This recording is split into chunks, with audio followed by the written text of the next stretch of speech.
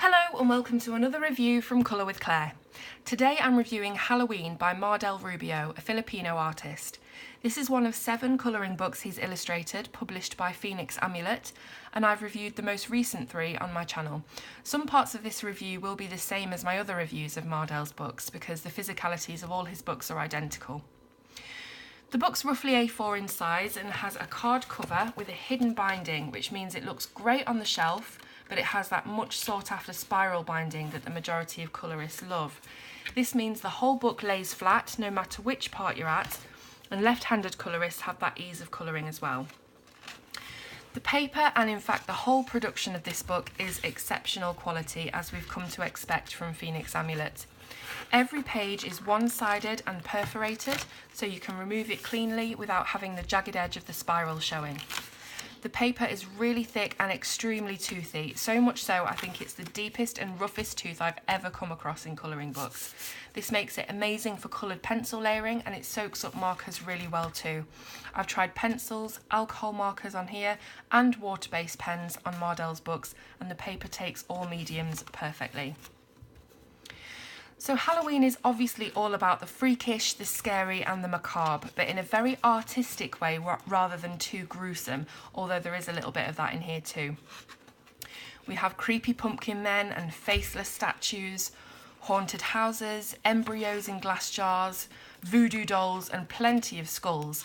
But as with all Mardel's work, it's very centred around the human form, and there are more male characters in this book than his others.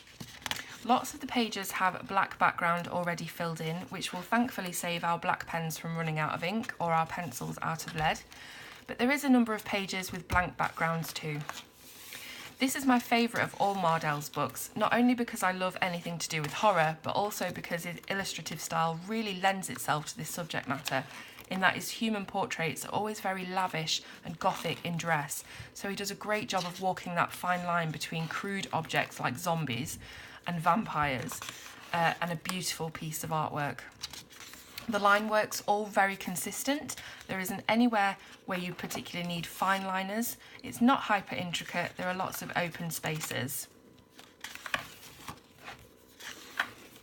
At the back of this book there are 3 special double-sized fold-outs, so you can extend your colouring into jumbo pieces of art. Here's the first one of this werewolf carrying a human heart.